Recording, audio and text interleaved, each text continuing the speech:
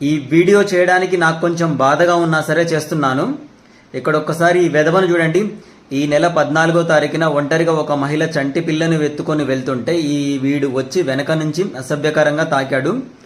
ఇది ఎక్కడ జరిగిందంటే హైదరాబాద్లోని అలకాపురి టౌన్షిప్లో జరిగింది. ఆ మహిళ వెంటనే వెళ్ళి పోలీస్ స్టేషన్లో కంప్లైంట్ ఇచ్చింది.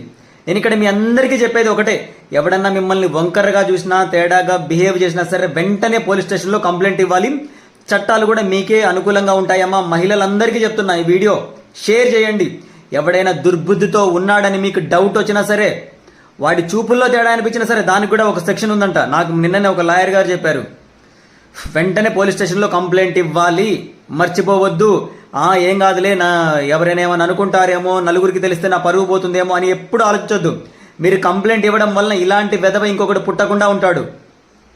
నార్సింగ్ పోలీసులకు కూడా నేను ధన్యవాదాలు తెలుపుతున్నాను సార్.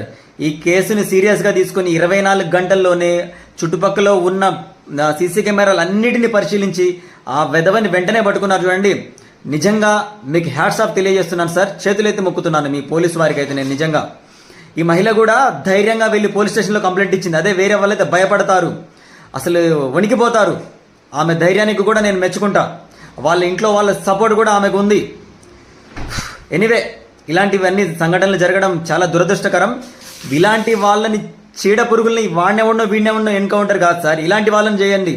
సగం దరిద్రం వదిలిపోద్ది. సమాజానికి పట్టిన చీడ పురుగులు వీళ్ళంతా. వాడు సైకో అంట. ఇంకా ఇలాంటి ఎన్ని చేశాడో తెలీదు. అంటే ఈరోజు ఒక ప్రూఫ్ ఉంది, వాడిని పట్టుకున్నారు. ఆ మహిళ ధైర్యంగా వెళ్ళి పోలీస్ స్టేషన్లో కంప్లైంట్ ఇవ్వడం వల్ల వాడు దొరికాడు. ఒకవేళ ఆ మహిళ పోలీస్ స్టేషన్కి వెళ్ళి కంప్లైంట్ ఇవ్వకపోతే వాడు ఇంకా దొరకకపోయేవాడే. ఇంకా ఇలాంటి అకృత్యాలు ఎన్ని చేసేవాడో.